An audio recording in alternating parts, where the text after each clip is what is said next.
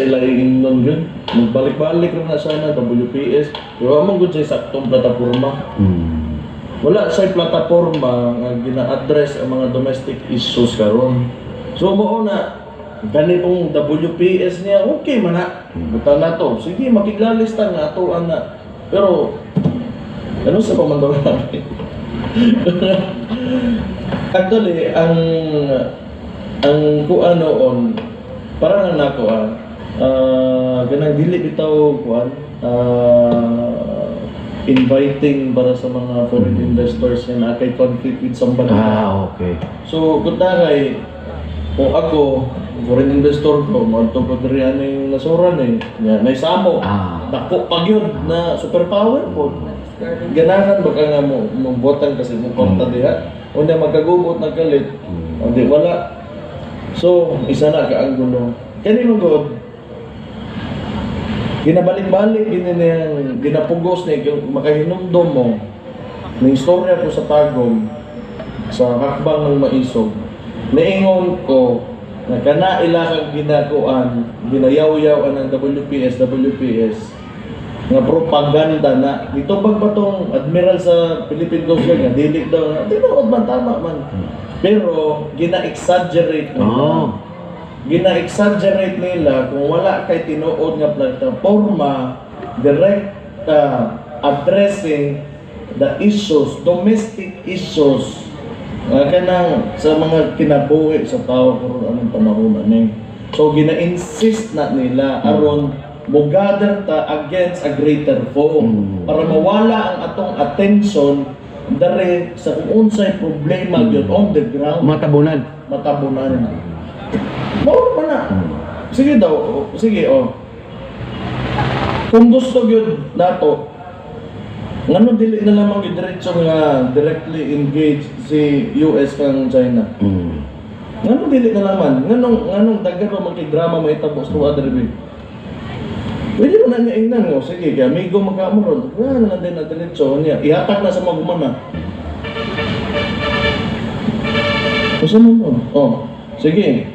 Musturya ko usab. Nga propaganda. Sige sila gingon. Pag naay masakitan diha, bantay lang mo, magkikiran ng Pilipinas. Mauna mga pronouncement nila before isog kay sila. O gato na putol nga ang tudlo sa Coast Guard dito. Unsa ilang giingon, mo negotiate na pud sila karon. Pamutbot pa. Sige ra pamutbot. Mo na ugma pagstorya na niya dito rin na sa magtuyok nga kuyaw na kay ta karon. Ang tendency manggod mga tao manggod kinunani na siya. Ibutang nato ni barangay, usa ka barangay A, usa ka barangay B. Kaya si Barangay A, nana sila yung mga internal conflicts na ila. Murag yun na to, ang mga Pilipinas.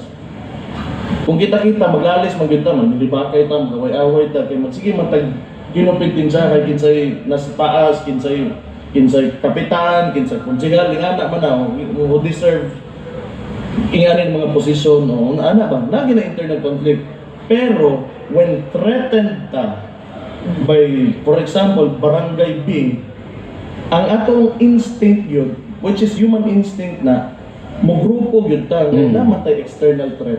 So ang mahitabuan na kita mga tao,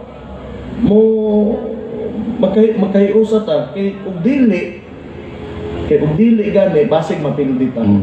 So naaman tayo fear nga masakop tag laing ng grupo.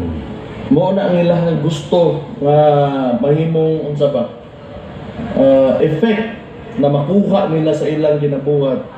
Daghan kaayo mga Facebook nga ingani nagapromote og xenophobia. This is nothing against China and nothing against Americans or nor the Chinese. Wa ko'y loyalty kundi ako ang nasodra. Pero sultihan ako, tamo kagiton na mo. You take off everything. Tanan sa imong kuan, tanggala sa imong lawas, sa imong balay, sa imong mga gamit that is not made in China, then you would be walking naked in the streets. So, ano mo? Tanggala tanang gamit nga naay hint of anything China. Bago ka mo yaw-yaw ba? Bago ka mo yaw-yaw, Unsa din si Lusutan, Ramon Ang, Henry C. Sa Filipino-Chinese. So kanang nag-promote og xenophobia ayaw mo pagpasagad niya. Kay kung dili lang gobyerno o gobyerno, lahi na ang storya. Pero between people, lahi po na siya ang storya. Ang ato ang gusto diri kalinaw, kapayapaan para sa kadaghanan. Ug kanang mga gobyerno, naana sila kaugalingon nilang mga interest.